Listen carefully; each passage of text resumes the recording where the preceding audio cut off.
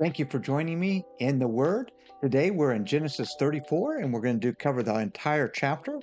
It's been a while since we've covered Genesis, so let's start right away.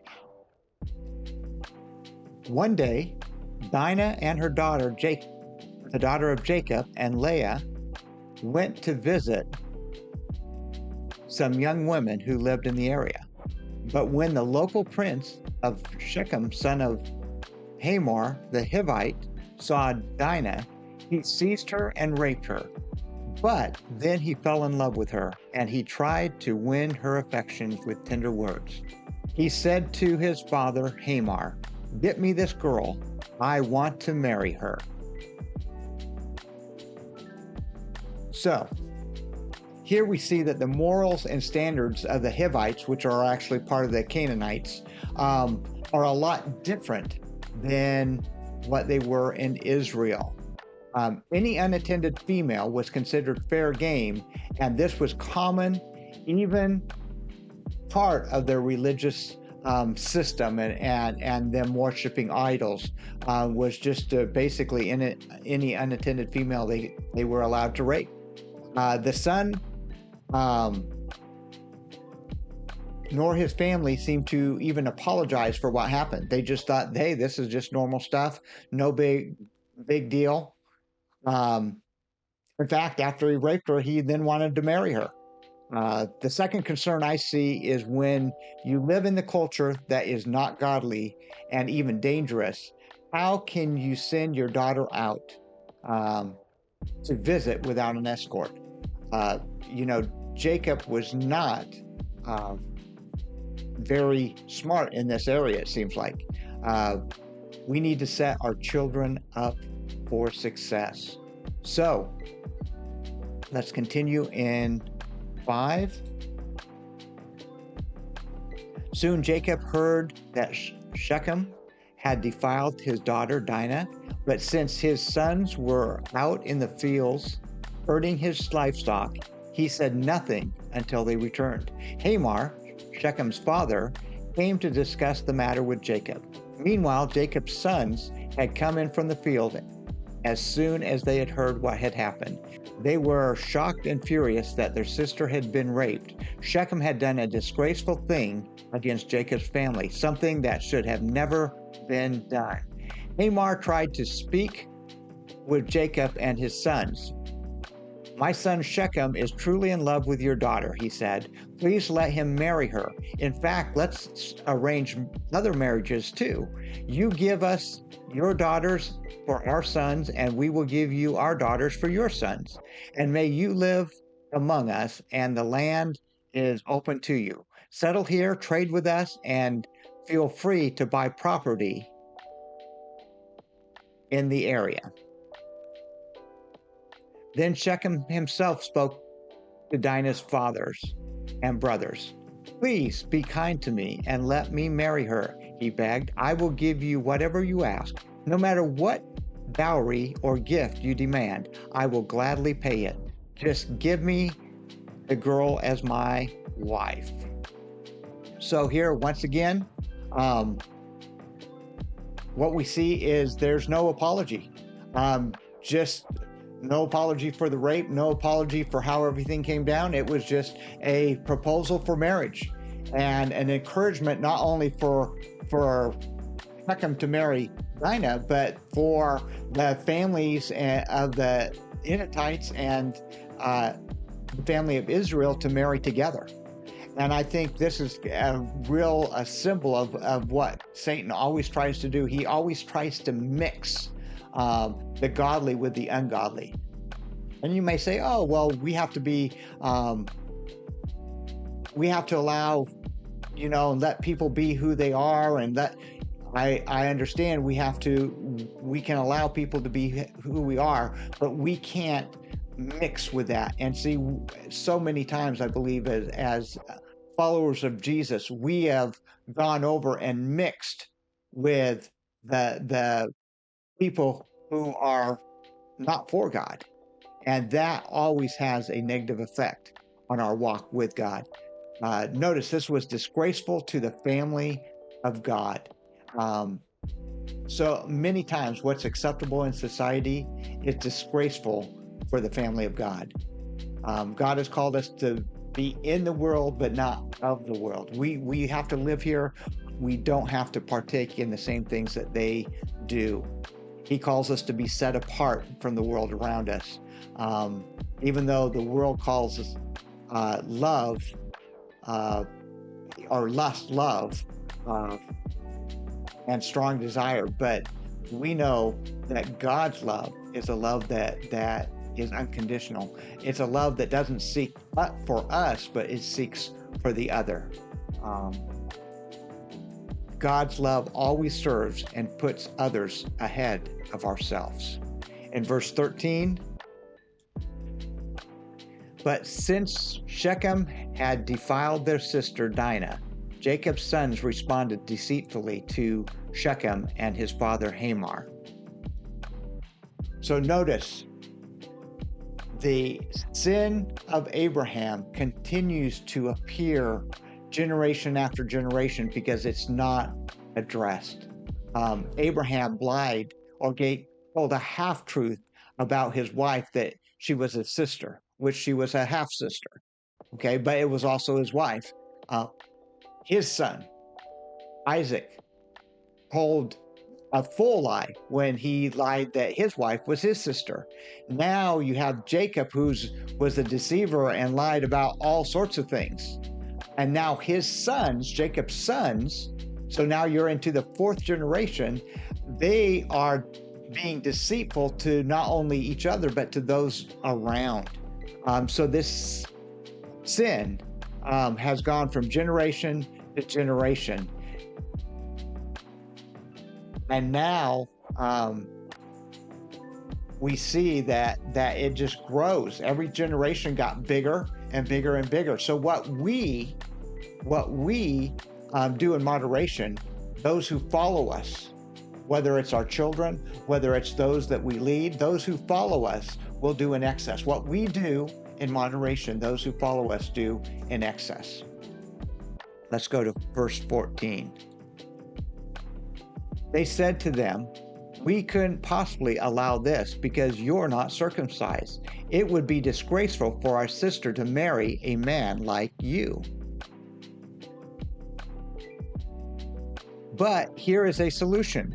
If every man among you will be circumcised like we are, then we will give you our daughters and we'll take your daughters for ourselves. We will live among you and become one people. But if you don't agree to be circumcised, we will take her and be on our way. Hamor and his son Shechem agreed to their proposal. Shechem wasted no time in acting on this request, for he wanted Jacob's daughter desperately. Shechem was a highly respected member of his family, and he went with his father Hamor to present this proposal to the leaders at the town gate. These men are our friends, they said. Let's invite them to live here among us and trade freely. Look, the land is large enough to hold them. We can take their daughters as wives and let them marry ours. But they will consider staying here and becoming one people with us only if all of our men are circumcised just as they are. But if we do not do this, all their livestock and possessions will eventually be, but if we do this, all of their livestock and possession will eventually be ours. Come, let's agree to their terms and let them settle here among us. So all the men in the town council agreed with Hamor and Shechem, and every male in the town was circumcised. So now the plot thickens. We have the sons of Jacob coming up with this, oh, well, your men have to be circumcised for us to give us Dinah and our other daughters. When really they were being deceitful. We see that right from the beginning. They had already figured out a plan of what they were going to do with this. So first, in this culture, there is a strong sense of family honor. Jacob's sons wanted to protect their family honor and devised this scheme with Shechem and his father to basically pay back this community for what they did. It is obvious that Jacob and his family were probably slightly a threat to the Hivites in that area, to the Canaanites, and so they were trying to get them on their side. They were trying to, in fact, they thought eventually what we'll do is we'll end up with all their livestock, all their wealth and riches will be ours. Hamor saw this alliance as a way to build his wealth and his town. Shechem was highly respected in his family and community, and yet he had been the perpetrator. He was the whole reason why Jacob's sons were so upset at him. In verse 25, but 3 days later, when their wounds were still sore, 2 of Jacob's sons, Simeon and Levi, who were Dinah's full brothers, took their swords and entered the town without opposition. Then they slaughtered every male there, including Hamor and his son Shechem. They killed them with their swords, then took Dinah and from Shechem's house and returned to their camp. Meanwhile, the rest of Jacob's sons arrived. Finding the men slaughtered, they plundered the town because their sister had been defiled there. They seized all the flocks and herds and donkeys, everything they could lay their hands on, both inside the town and outside in the fields. They looted all their wealth and plundered their houses. They also took their little children and wives and led them away as captives. So what Shechem did was detestable and was against the laws of Israel, laws of God. What Simeon and Levi did was even more detestable. Why? Because they used the sacred covenant of circumcision, which was a special covenant that God gave Abraham. And they used that to basically take revenge on an entire community. And not only was it overkill, but it was a disgrace for the covenant. Then they added to the disgrace when the brothers went through afterwards and then plundered the town, taking children and women as captives and plundering everything that they could find and taking all of their wealth and all of their stocks and livestock and everything. Verse 30, afterwards Jacob said to Simeon and Levi, "You have ruined me. You've made me stink among all the people of this land.